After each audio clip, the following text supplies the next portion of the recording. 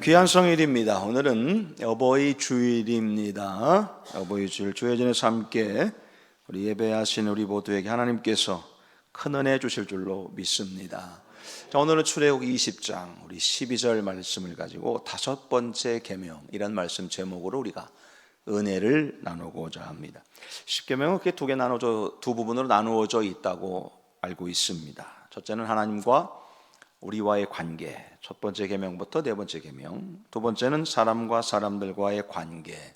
그래서 이것이 다섯 번째부터 열 번째 사이라고 말씀하고, 사람과 사람 사이에서 지켜야 될 그 계명들의 첫 번째인 다섯 번째 계명이 내 부모를 공경하라입니다.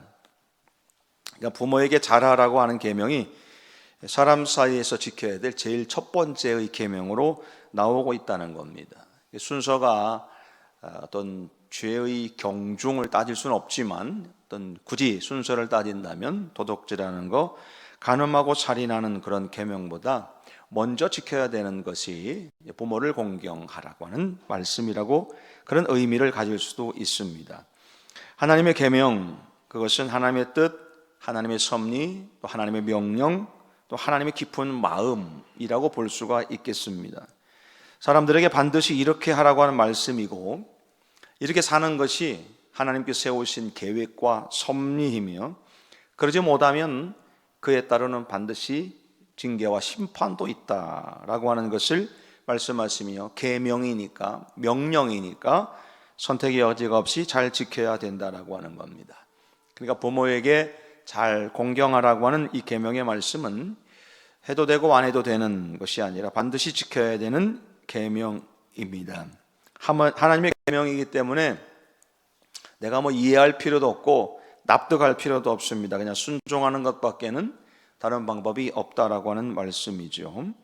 자, 그래서 우리가 부모를 공경하라고 하는 계명 중에서도, 이 계명 중에서 더 열심히 지켜야 되는 계명, 이것이 이제 10가지 계명 중 10계명의 계명들 중에서 우리가 열심히 지켜야 될 이유가 있어요. 가만히 생각해 보면 다른 9가지의 이 계명들은 돌이킬 시간이 있습니다.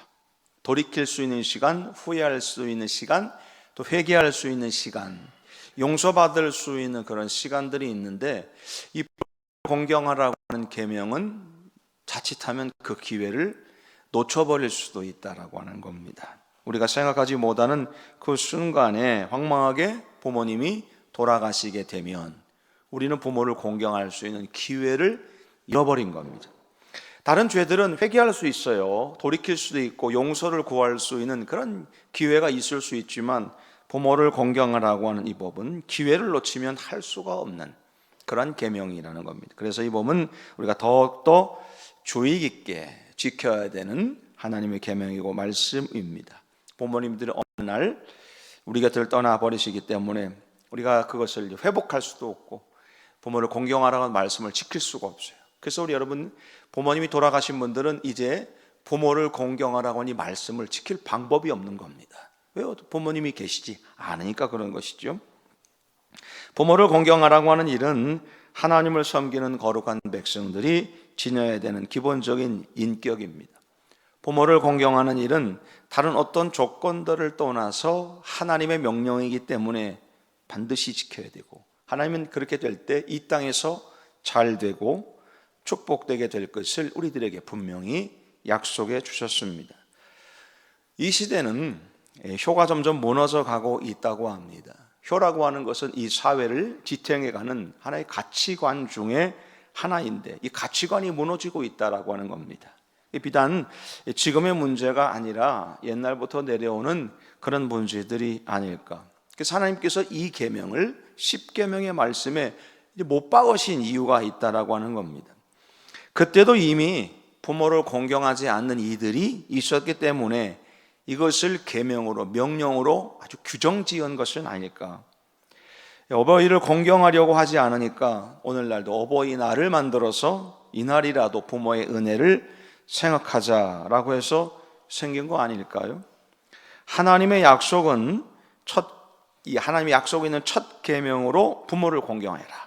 그리고 그것은 사람으로서 당연히 지켜야 되는 옳은 일이라고 성경은 말해주고 있습니다. 자, 출애굽기 21장 15절 말씀에도 이런 말이 나와요. 자기 아비나 어미를 치는 자 반드시 죽이라.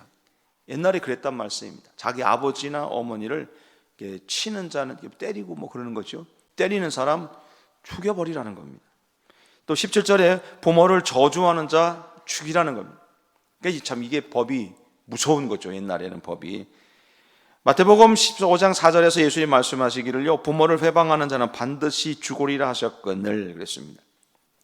신명기 21장 18절 이하 말씀에도 보니까 이런 얘기가 나와요. 사람에게 완악하고 패역한 아들이 있어 그의 아버지의 말이나 어머니의 말을 순종하지 아니하고 부모가 징계해도 순종하지 아니하거든 부모가 그를 끌고 성문에 이르러 성문 장로들에게 가서 그 성읍 장로들에게 말하기를 우리의 이 자식은 완악하고 패역하여 우리 말을 듣지 아니하고 방탕하여 하며 술에 잠긴 자라 하면 그 성의 모든 사람이 그를 돌로 쳐 죽일지라. 이같이 내가 너희 중에서 악을 제하라. 그리하면 온 이스라엘이 듣고 두려워하리라 그랬습니다. 무서운 얘기죠. 오늘날 같으면 뭐 말도 안 돼. 오늘날 이렇게 했다가는 아동 학대죄로 고발당해가지고 큰일 날 일입니다. 근데 옛날엔 그랬단 말씀이에요. 불효회사가 크기 때문에 형벌도 크고 용서가 없다는 겁니다. 그래서 이 계명이 너무 단호하기 때문에 타협이나 용서도 없어요. 하나님의 명령입니다. 자, 이 부모를 공경한다라고 하는 이 공경이라고 하는 말은 히브리어로 티마라고 하는 말인데요. 이것은 존경하는 사랑에 대해 존경하는 사랑, 사랑하는데 존경까지 포함된 사랑을 말하는 겁니다. 어버이 주일에 우리가 존경하는 사랑으로 약속에 있는 첫 계명을 지키는 우리 성도들이 되셔서 하나님의 축복을 다 이렇게 받아 누리는 우리 신앙인들이 되기를 축복합니다. 자, 오늘 어버이 주일에 하나님 명령하신 이 부모 공경에 대해 생각해 보면서 우리가 부모님께 어떤 모습을 갖추어야 될 것인가 몇 가지 우리가 영적인 교훈을 나눠 보려고 합니다. 첫 번째는요, 은혜를 아는 사람은 효도하게 되어 있습니다. 은혜를 아는 사람은 효도합니다. 자, 인격이 잘 갖추어져 있는 우리 그리스도인들은 두 가지에 대해서 은혜에 감사합니다. 첫 번째 은혜는 뭐냐면 하나님이 베풀어 주신 은혜를 아는 사람입니다. 하나님이 베풀어 주신 은혜를 아는 사람은 그 은혜에 감사를 고백을 합니다. 두 번째는 부모의 은혜를 아는 사람입니다. 부모님의 희생과 사랑, 이것이 하나님의 사랑의 그림자라고도 볼 수 있는 일입니다. 자식을 위해서 아낌없이 모든 걸 다 주시는 사랑이 부모의 사랑이고 하나님께서 우리들에게 그렇게 해 주셨다는 겁니다. 모든 걸 주면서도 행복해하는 그런 부모의 마음이 있다라고 하는 것이죠. 그래서 우리가 두 가지 은혜를 기억해야 돼요. 첫째는 하나님의 은혜, 두 번째는 부모님의 은혜를 기억하고, 이 은혜를 아는 사람들은 하나님께 충성하고 부모에게 효도하는 겁니다. 근데 사실 사람들이 이 은혜를 잘 모른다고 그래요. 왜냐하면 사람들은 보통 이 4살 이전의 일은 잘 기억을 못한다고 합니다. 그러니까 4살 이전에 내가 어떤 모습이었는지를 기억한다라고 하는 것도 참 심란한 일인데, 사람들 대부분 4살 이전의 일을 기억 못해요. 근데 사실은 그때가 어머니가 제일 고생하던 때 아닙니까? 4살 이전이 아마도 제일 고생할 겁니다. 먹여줘야 되죠. 뭐 기저귀 갈아줘야 되고 키워야 되고 움직이지 못하니까 끌어안고 다녀야 되고 기분 나쁘면 울면 또 막 이래야 되고 제일 고생할 때입니다. 근데 그 4살 이전의 일을 기억을 못하니까 이전 사람들이 은혜를 모르는 거예요. 부모가 나한테 뭐 해줬냐 그러는 것이죠. 그러니까 사랑 구실을 못하는 겁니다.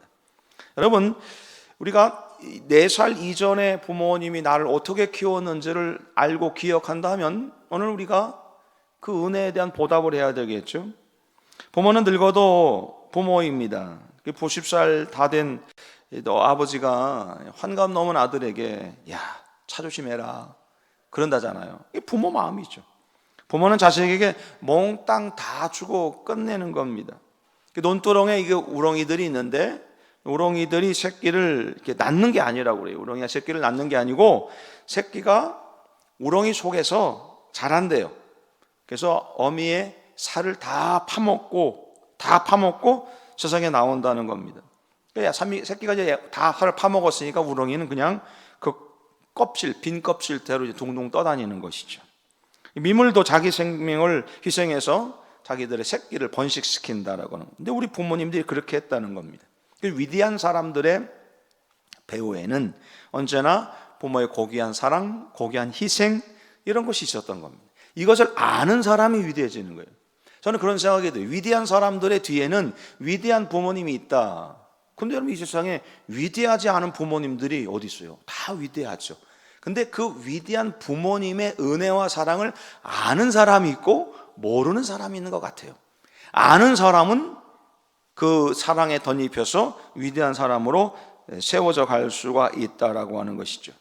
여러분, 우리가 잘 알고 있는 성 어거스틴의 그 어머니였던 모니카가 그런 사람이었던 것 같습니다. 어거스틴이 이 고백록이라고 하는 그런 책을 썼죠. 거기에 보니까 어머니가 죽게 됐어요. 어거스틴이 얼마나 슬펐는지 죽음을 애도해도 기도해도 마음이 이렇게 편안해지지 않는 겁니다. 목욕을 하면 슬픔이 사라질까 해서 목욕을 했는데도 슬픔이 여전한 겁니다. 어거스틴이 이런 고백을 해요. 어머니를 향한 나의 효성을 어찌 나를 향한 어머니의 사랑과 비교하겠습니까? 이제 그 크신 어머니의 위로가 없으니 내 영혼은 상처받고 내 생명을 찢어진 듯합니다. 세상 떠나신 어머니를 위해 내가 잠깐 울었지만 어머니는 나를 위해서 하나님 앞에 평생을 오셨습니다. 이런 것을 이제 어거스틴이 사랑을 깨달은 겁니다. 그러면서 이제 어머니의 장례식에 참석했던 어거스틴의 아들이었던 아데오다투스가 갑자기 대성통곡하는 우는 겁니다. 그때 어거스틴이 하는 말이, 아들아, 이제 어머니는 돌아가셨지만 지금도 이제부터는 지금도 우리를 위해서 기도하시는 어머니 울음소리 듣자. 그거 듣고 싶다, 그런 말이죠. 여러분, 은혜를 아는 사람들이 되어야 됩니다. 하나님의 은혜를 아는 사람, 그래 우리가 하나님께 충성다하는 거고, 부모의 은혜를 아는 사람이 효도하는 겁니다. 어린아이들이요, 생일이 되면 이거 사달라 저거 사달라 참 요구 조건 많습니다. 저도 이거 사달라 저거 사달라 가만히 생각해보니까 뭘 사달라고 이렇게 자꾸 했던 것 같습니다. 가만히 생각해보면 아이들은 자기 생일이라고 기뻐하고 그날 대단한 것처럼 해서 부모님들은 아이들 생일이라고 생일 잔치 벌이고, 요즘은 고급진 가가지고 생일 잔치 해주고 해서 그 대단한 거를 해줘야 된다고 그러더라고요. 근데 여러분, 가만히 생각해 보면 내 생일은 내가 기쁜 날이 아니라 어머니가 가장 고통받은 날 아닙니까? 그렇잖아요. 내가 기쁜 날이 아니라 내 어머니가 가장 고통받은 날이라고 하는 것을 알아야 돼요. 어머니가 나를 낳기 위해서 고생한 날이다 라고 하는 생각하면 그날은 기쁨의 날이 아니라 하루 종일 통곡해야 되는 날입니다. 어머니가 나를 위해서 고통을 했다. 진통하고 산통하고 그 아픔 가운데 나를 낳은 거니까 그거를 생각한다면 기쁨으로만 보낼 수가 없는 날인데, 어떻게 된 것인지 요즘은 어린 생일 되면 자기가 알아서 나온 것처럼 그러지 않습니까? 예, 이거 참 그러죠. 그러다가 이젠 시집을 가고 장가를 가서 애를 낳아보면 이제 이런 것이구나라고 하는 것을 알게 된다고 합니다. 여러분, 은혜를 아는 사람은 효도하는 겁니다. 하나님이 주신 5번째 계명인데, 그 계명을 기억하며 부모를 공경할 수 있는 건 뭐냐면 은혜를 아는 데서부터입니다. 하나님의 은혜를 아는 데서부터 하나님을 향한 충성이 나오고, 부모의 은혜를 아는 데서부터 효도가 나오는 겁니다. 그 은혜를 주신 바 은혜를 갚을 기회를 잃어버리기 전에 아까 말씀드린 대로 그런 기회가 없기 전에 지금 있을 때 잘하는 것이 효의 시작이라고 하는 겁니다. 두 번째는요, 여러분, 효는 순종으로 드러내는 겁니다. 에베소 6장 1절 말씀 보니까, 자녀들아 너희 부모를 주 안에서 순종해라. 이것이 옳다 그랬었습니다. 효의 실천은 순종에서부터라는 겁니다. 자, 세상에서 가장 엄격한 그 가정교육하는 나라, 물론 우리가 뽑으라면 여러 민족이 있지만 유대민족을 빼놓을 수가 없다고 합니다.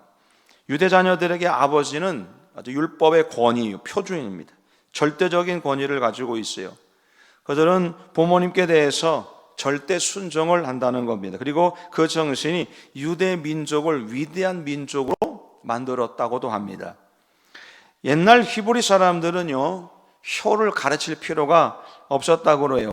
왜냐하면 너무 가족적으로 잘 결합이 되어져 있었기 때문에 그랬습니다. 가정에서부터 어릴 때부터 효대에 대한 교육을 철저하게 시켰어요.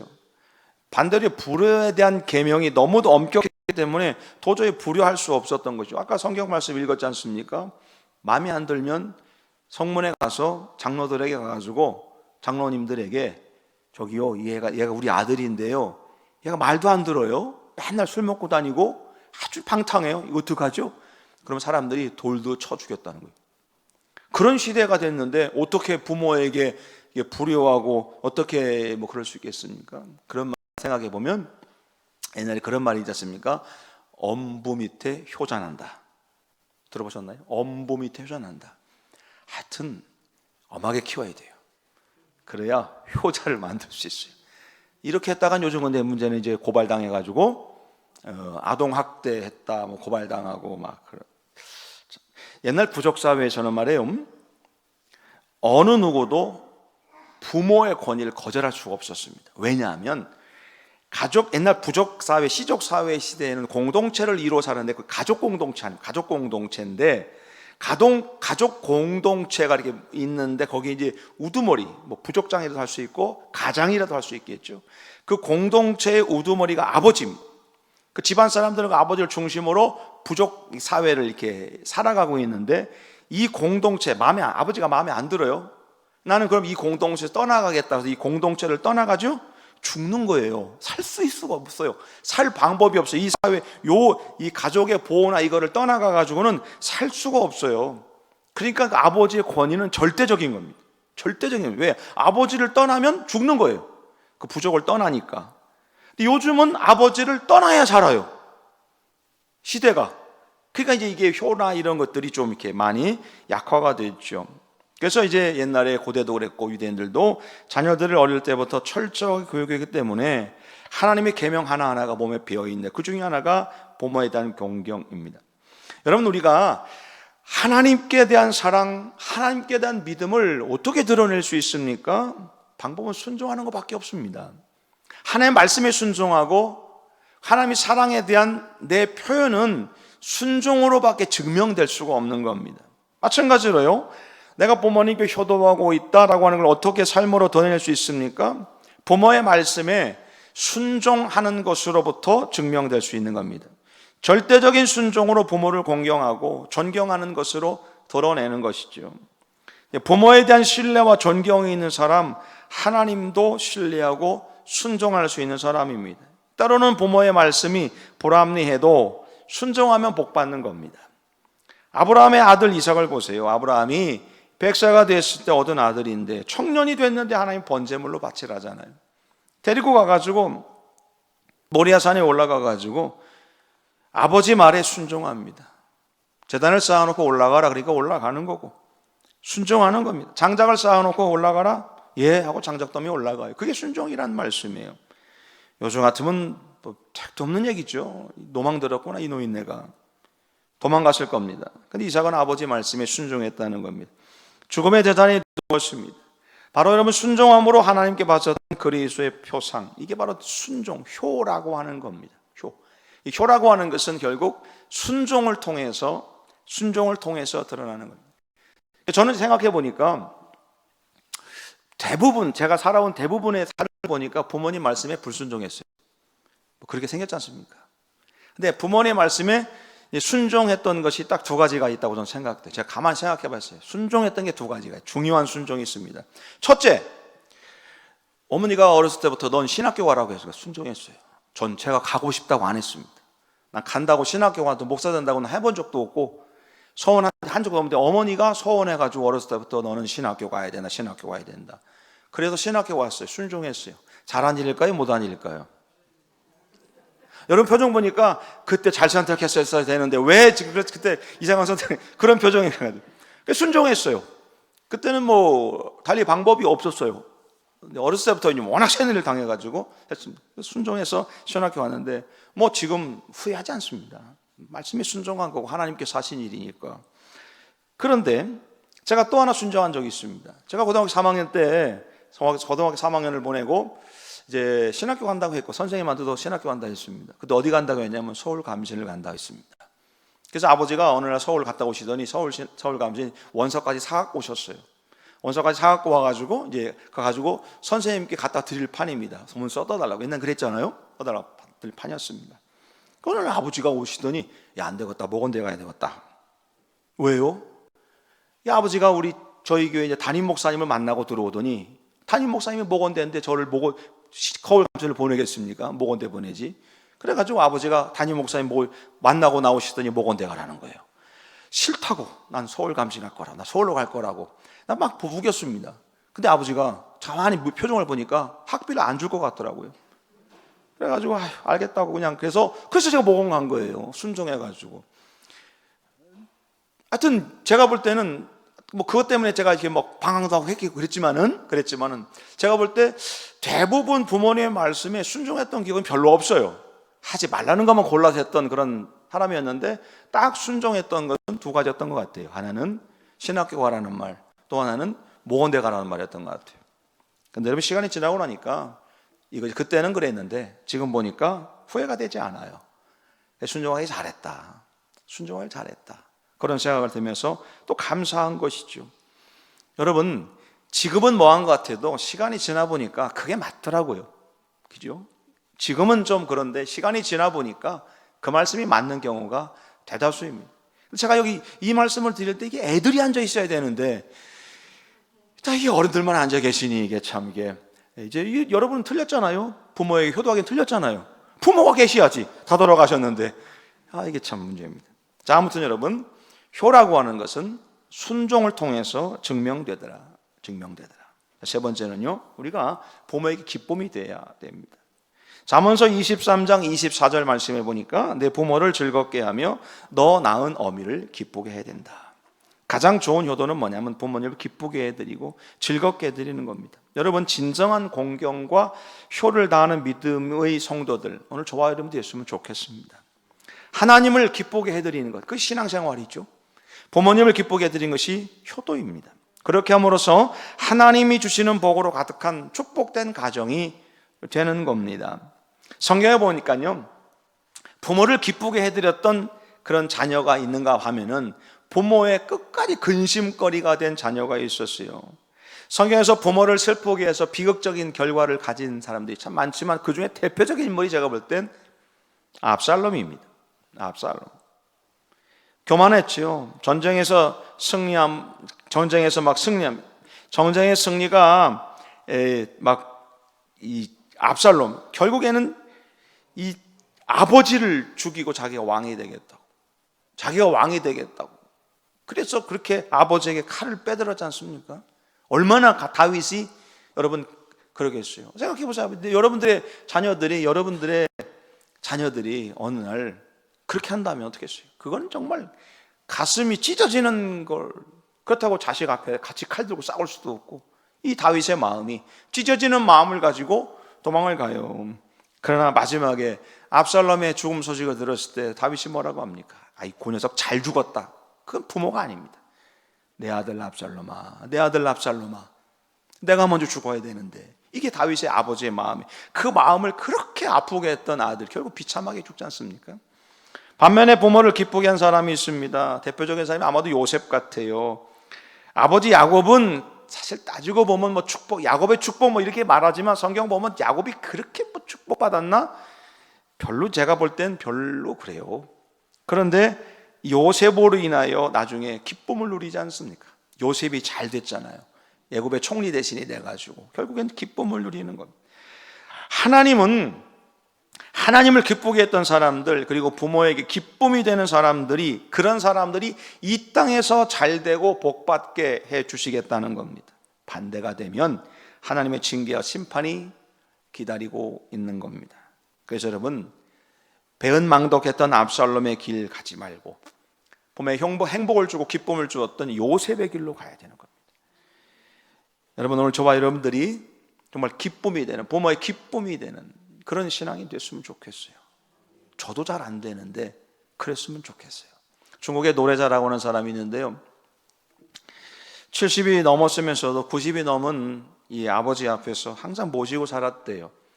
노래자가 가만히 보니까 아버지를 기쁘게 해드려야 되는데 아버지가 언제 막 즐거워하고 기뻐하느냐 봤더니 이랬대요. 그래서 어느 날 아버지가 아들 보고 얘야 가서 물 좀 떠갖고 와라 그랬더니 이 노래자가 물을 한 사발 떠갖고 오다가 일부러 아버지 앞에서 넘어졌대요. 팍 넘어져가지고서는 그러니까 이제 70 넘은 이 노인이 아버지 앞에서 앉아가지고 청포도가 앉아가지고 애들처럼 잉잉 울면서 그랬. 그때 90 넘은 아버지가 아이고 조심하지 않고 아직도 이게 어린애 같으냐 그러면서 그 모습을 보면서 아버지가 웃더라는 거예요. 아버지의 기쁜 모습을 보여주고 싶어서 아마 일부러 넘어지고 막 그랬다는 겁니다. 요즘 같으면 말도 안 되는 일이죠. 여러분, 우리가 기쁨이 되어야 되는데 뭐가 기쁨이 됩니까? 자녀들이 어떻게 했을 때 내가 기쁨이 되냐? 그 사람마다 다를 수가 있죠. 그런데 여러분, 자녀들은 부모를 기쁘게 해드리는 것이 기쁘게 해드리는 그런 모습. 그러니까 우리가 하나님을 기쁘게 해드리듯이 또 부모를 기쁘게 해드리는 것, 그것이 여러분 우리가 신앙이고 또 효도고 그런 것입니다. 오늘 저와 여러분들 정말 부모의 기쁨이 되는 그런 신앙이 되었으면 좋겠어요. 자, 마지막 네 번째는 그럼 그런 사람에게 하나님께서 어떤 복을 약속해 주셨냐는 겁니다. 효를 말하는 사람, 효도하는 사람 몇 가지 복이 있는데 첫 번째, 이 땅에서 형통하게 된다. 형통이라는 게 뭐겠습니까? 모든 게 다 통한다는 얘기 아니겠습니까? 부모와 자녀, 나와 너, 형제와 형제, 이웃과 이웃과 이 모든 관계가 형통하게 되어야 됩니다. 가장 근본적인 게 뭐냐면 부모와 자녀의 관계, 이것이 이제 형통해야 되는 겁니다. 부모에게 효하는 사람은 어디 가서든지 형통하지만 불효하는 사람은 인간관계에서도 불통합니다. 그래서 창세기 26장 12절 이하 보니까 이삭에 대한 이야기가 나오니 이삭이 그 땅에 농사를 지었는데 그 해에 100배를 얻었고 여호와께서 복을 주셔서 그 사람이 창대하고 왕성하여 거부가 되었다, 이렇게 기록되어져 있습니다. 이삭이 이방인들 가운데 거부가 되었던 것은 아버지 아브라함에게 효도했기 때문에 그렇습니다. 어딜 가든지 형통하게 되는 복을 받는 겁니다.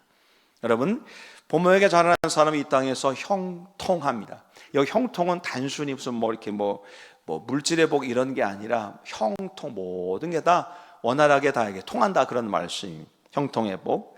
그런가 하면 또 부모에게 효도하는 사람은 장수의 복을 받는다 합니다. 효자가 장수의 복을 누리는데요. 부모에 공경하라. 그러면 여호와 하나님께서 내게 준 땅에서 생명이 길게 될 것이다. 하나님이 주신 땅에서 건강하고 풍요롭고 행복하고 장수할 수 있도록 축복해 주신다는 겁니다.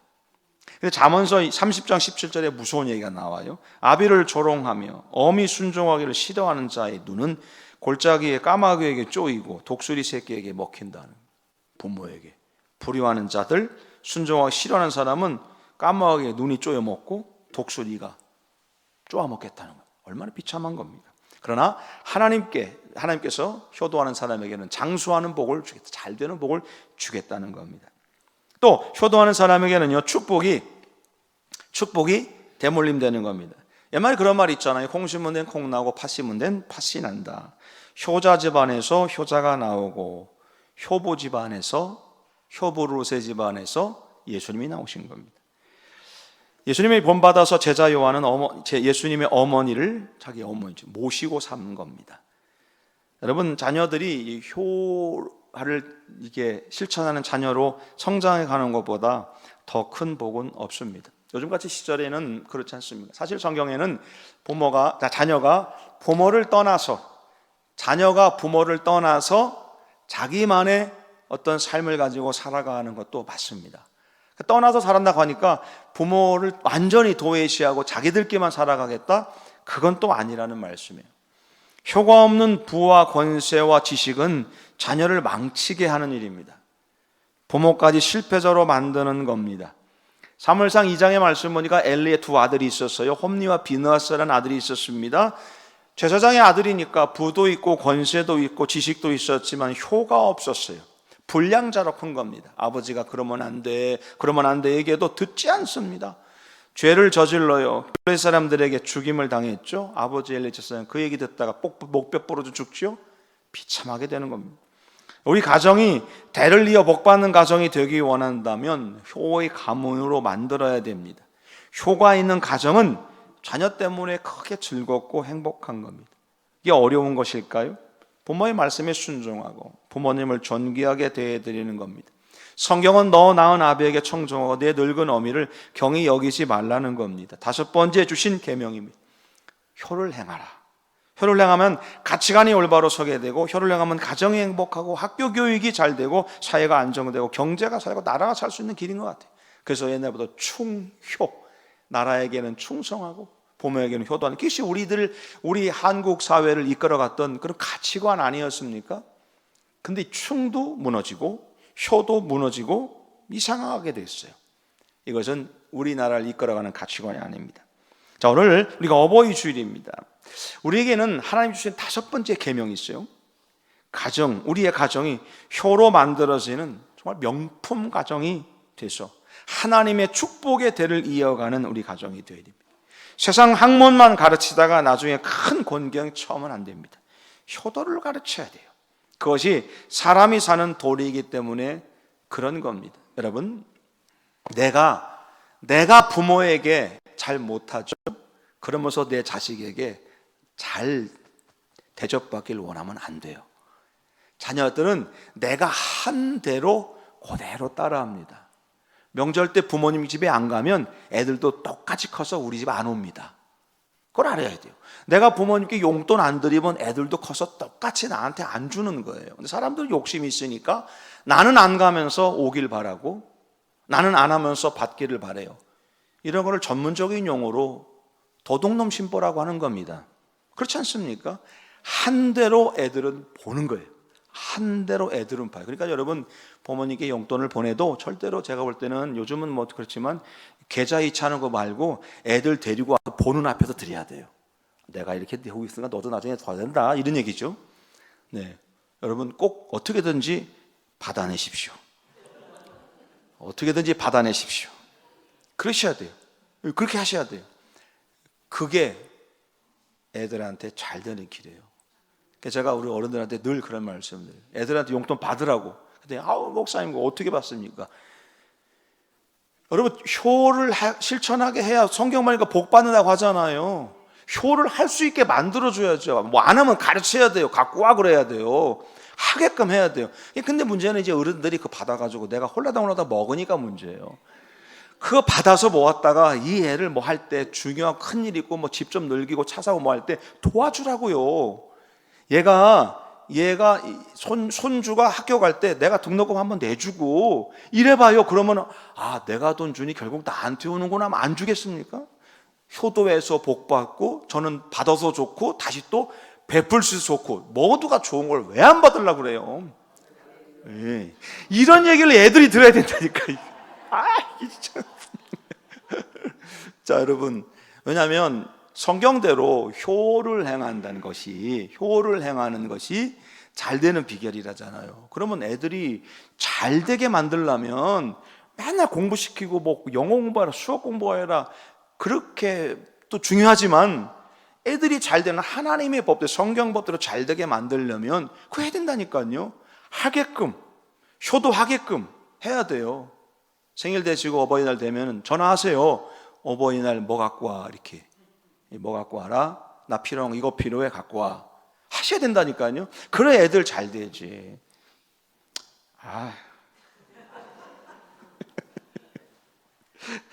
자, 여러분, 성경에 보니까 그런 말, 다섯 번째 계명이 있는데 이 계명은 하나님이 지키래요. 왜? 그러면 잘 된대요. 자녀들이 잘 되고 복된대요. 여러분, 다섯 번째 계명 잘 지켜서 하나님 주시는 복으로 충만한 오늘 저와 여러분들의 가정이 되기를 소망합니다. 은혜를 아는 사람, 하나님께 충성하고 부모에게 효도합니다. 효는 순종으로 드러나고요, 부모에게 기쁨을 주는 게 효도입니다. 효가 축복의 비결입니다. 자녀들에게 복 받는 비결을 가르쳐야 돼요. 오늘 저와 여러분들 다섯 번째 계명 잘 지켜 승리하고 우리의 가정이 참 행복한 가정 되시기를 주의 이름으로 간절히 축복합니다. 주님 감사합니다. 우리 하나님께서 귀한 사랑과 은혜를 베풀어 주셔서 오늘도 주회전에서 어버이 주일에 예배하게 하시니 감사합니다. 효로 만들어지는 우리들의 가정, 하나님께서 기뻐하시고 또 복 주시는 우리 가정 되도록 은혜 더하여 주시고, 효를 통하여 우리 가정의 자녀들이 잘 돼 나가는 큰 은혜의 복이 있도록 인도하여 주시옵소서. 예수님의 이름으로 간절히 기도하였습니다. 아멘.